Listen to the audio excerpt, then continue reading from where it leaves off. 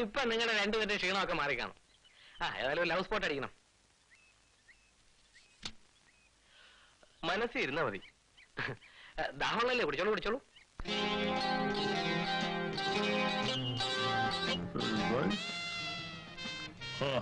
Hello, how are you? Fine. പടി.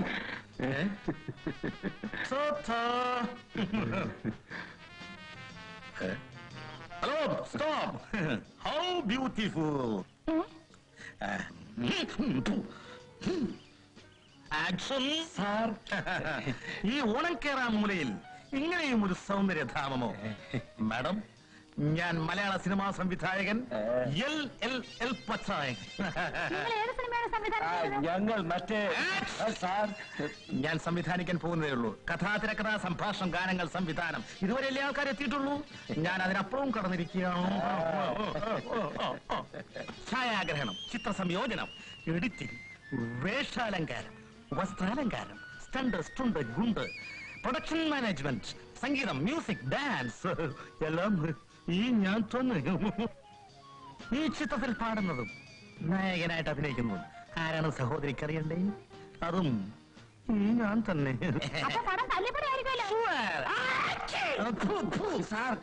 No hit, super hit. സഹോദരി അങ്ങനെ പറയരുത്. സഹോദരിയെ ഞാൻ കോടമ്പാക്കത്ത് കൊണ്ടുപോയി ഒരു വലിയ താരമാക്കും. സഹോദരിക്ക് ഹേമമാലിനിയാകണോ, ശ്രീദേവിയാകണോ, സീമയാകണോ, മേനകയാകണോ? ആരാകണം? എന്നെ ഇപ്പൊ താൻ ഒന്നും ആക്കണ്ട. നിന്നെ കയ്യിലൊന്ന് കിട്ടിയാൽ മതി. ഞാൻ മുഖച്ഛായ മാറ്റിക്കളയും. മലയാള സിനിമയുടെ മുഖച്ഛായാണ് ആദ്യം മാറ്റേണ്ടത്. അവൻ ആ ഭാര്യയും കൊന്നു. ഫിനിഷ്ഡ്. നിന്റെ ഒരു ഫിനിഷ് നിന്നെ ആരെങ്കിലും ദിവസം ഫിനിഷ് ചെയ്യും. മിണ്ടാരിയടാ. എന്റെ ഭാര്യയുടെ ശവം വലിച്ച അടുക്കളയിലിട്ട് മണ്ണെണ്ണ വെച്ച് ദൈവം തരും. സ്റ്റൗ പൊട്ടിത്തെറിച്ച് മരിച്ചാണെന്ന് പറയാം. ഗോപി, നമ്മുടെ ഈ പണി ഇനി ബോംബെ നടക്കില്ല. പോലീസ് നമ്മുടെ പിന്നാലെ ഉണ്ട്. 7 ദിവസം നമ്മൾ അകത്താവും. സാരമില്ല, നമുക്ക് യാതൊരു അപകടവും പറ്റാത്ത പുതിയൊരു സ്ഥലം ഞാൻ കണ്ടുപിടിച്ചിട്ടുണ്ട്. താമസിയാതെ നമുക്ക് അങ്ങോട്ട് പോകാം.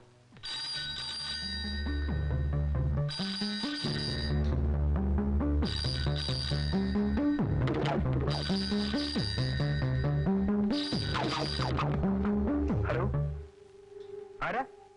ബോംബെന്നോ? അയ്യോ, ബോംബെന്ന് ഒരു കാൾ. ഹലോ, ഗോവിക്കുട്ടനോ? പിന്നെ എന്തൊക്കെ ഉണ്ടോ വിശേഷങ്ങള്? നീ കുറച്ചാളായാലും ഇങ്ങോട്ട് ഫോണിൽ വിളിച്ചിട്ട്. നിന്റെ ബിസിനസ്സിലൊക്കെ എങ്ങനെയുണ്ട്? അത് വേണം. കാശുണ്ടാക്കുന്ന സമയത്ത് കാശുണ്ടാക്കണം. ശാരദയുടെ ഭർത്താവ് ഗൾഫിൽ പോയിട്ട് ഒരാഴ്ചയോളമായി. സിന്ധുവിന് സുഖം തന്നെ. അവള് നന്നായിട്ട് പഠിക്കുന്നുണ്ട്. ക്ലാസ് വാങ്ങിച്ച് പാസ്സാവുന്നൊക്കെയാ പറയുന്നത്. നീ എന്നാ ഇങ്ങോട്ട് വരുന്നത്? 18-ാം തീയതിയോ? ശരി ശരി. മുതലാളിക്ക് ബോംബെയിൽ ആരാണുള്ളത്? എന്റെ സ്വന്തം ആന്തരവും ഗോപി. അവൻ ബോംബെയില് വലിയൊരു ബിസിനസ് മാഗ്നറ്റാ. കമന്ന് വീണ പണം കൊണ്ട് അവൻ പൊങ്ങും. അവന്റെ 4ാമത്തെ വയസ്സിൽ അവൻ നാട് വിട്ടതാണ്. 10-20 വർഷം അവനെ പറ്റി യാതൊരു വിവരവുമില്ല. മരിച്ചു പോയെന്നാണ് ഞങ്ങളൊക്കെ വിചാരിച്ചത്. കഴിഞ്ഞ വർഷം ഫ്ലൈറ്റ് വെച്ച് ഞങ്ങളെ കണ്ടുമുട്ടി. സിന്ധുവിനെ അവന് വിവാഹം കഴിച്ചു കൊടുക്കണമെന്നാണ് ഞാൻ തീരുമാനിച്ചിരിക്കുന്നത്.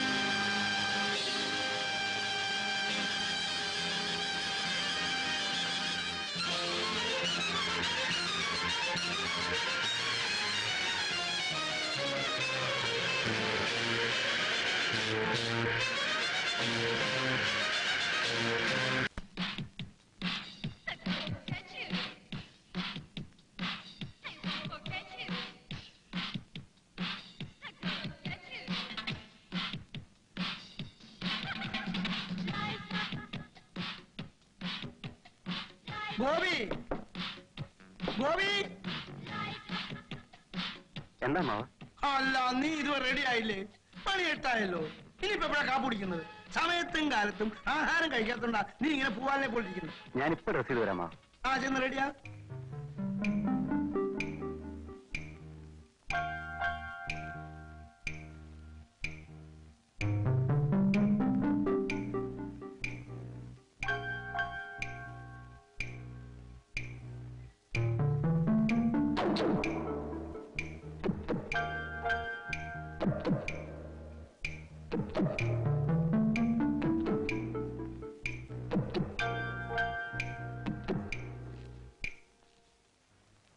അയാൾ ബോംബെയിൽ നിന്ന് വന്നു എന്ന് പറഞ്ഞ് ശങ്കുവേട്ടൻ എന്തിനാ വിഷമിക്കുന്നത്?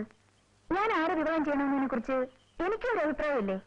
ഉണ്ട്, പക്ഷേ സിന്ധുവിന്റെ അച്ഛനെ അംഗീകരിക്കില്ല. ആ, ആദ്യമൊക്കെ കുറെ എതിർപ്പുകൾ ഉണ്ടാവും. കുറെ അല്ല സിന്ധു, ഏറെ ഉണ്ടാകുമെന്ന് വെച്ചോളൂ. അതിനെന്താ? എന്റെ മനസ്സ് ഞാൻ ആർക്കും കൊടുക്കാതിരുന്നേ പോരെ. സിന്ധു, സിന്ധു പോരും. വരട്ടെ. ഡ്രൈവർ, എനിക്കൊന്ന് പുറത്തേക്ക് പോകണം. എന്റെ കാറും തുറച്ചിട്ട്. ഓ,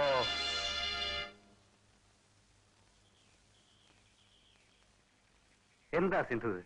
സിന്ധുവിനോട് സംസാരിക്കാനും പറയാനും വേറെ ആളുകളില്ലേ? അവനോടത്തെ വേറൊരു വേലക്കാരനല്ലേ? After all driver. അവനുമായി സംസാരിക്കുന്നത് നമ്മുടെ സ്റ്റാറ്റസിന് പറ്റിയതാണോ? ആണ്. അല്ല, സിന്ധു തമാശ പറയാനല്ലേ? എനിക്ക് സിന്ധുവിന്റെ തമാശ വലിയ ഇഷ്ടമാണ്. ആ നോക്ക്, ഞാൻ എന്തൊക്കെയാ സിന്ധുവിന് വേണ്ടി കൊണ്ടുവന്നിരിക്കുന്നെന്ന്. ഇതൊക്കെ സാരികളാണ്. എനിക്ക് വേണ്ട. അതെന്താ? എനിക്ക് ആവശ്യത്തിൽ കൂടുതൽ സാരി ഇവിടെ ഉണ്ട്. എന്നാലും ഞാൻ വാങ്ങിത്തരുന്നതിന് ഒരു പ്രത്യേകത ഉണ്ടല്ലോ. ഇല്ല. പിന്നെ സിന്ധു തമാശ പറയുന്നു. തമാശയല്ല, എനിക്ക് നിങ്ങളുടെ ഒന്നും വേണ്ട. എന്താ ഗോപി? അല്ല മാവ, ഞാനിത് വിളിക്ക് വേണ്ടി കൊണ്ടുവന്നതാ.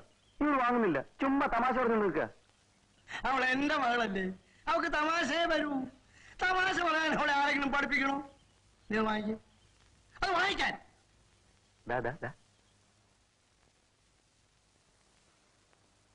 ചേട്ടാ, എന്താ കമലം? ചേട്ടൻ കുടിച്ച് പൂസാണല്ലേ? എന്റെ പെങ്ങളെ, നിന്റെ ചേട്ടനടിച്ച് പൂസാന്ന് ഇരിപ്പുവണ്ടല പറഞ്ഞോടെ. കുഞ്ചു, അല്ല രാവിലെ തന്നെ അങ്ങനെ നല്ല കണ്ടീഷനിലാണല്ലോ. ഞങ്ങളെ ബോംബെയിൽ നിന്ന് കൊണ്ടുവന്ന് ഈ ഹോട്ടലിൽ ഇട്ടിട്ട് നിങ്ങൾ പോയില്ലേ?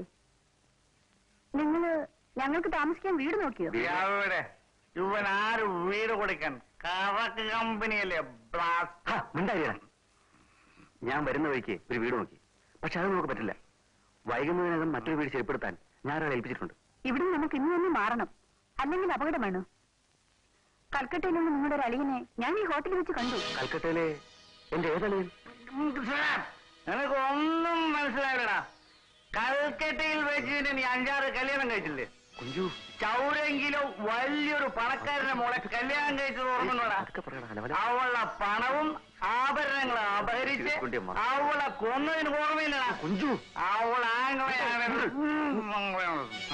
കമലെ, നീ എന്തിനാ അവനെ കുടിക്കാൻ വെച്ചത്? ഇത്തി അകത്തിയുള്ള കാര്യങ്ങളെല്ലാം വിളിച്ചു വരെ പറഞ്ഞൂടെ? ഞാനിനി അകത്താവുന്ന ഏർപ്പാടം കാണിക്കുന്ന പറഞ്ഞേക്കാം.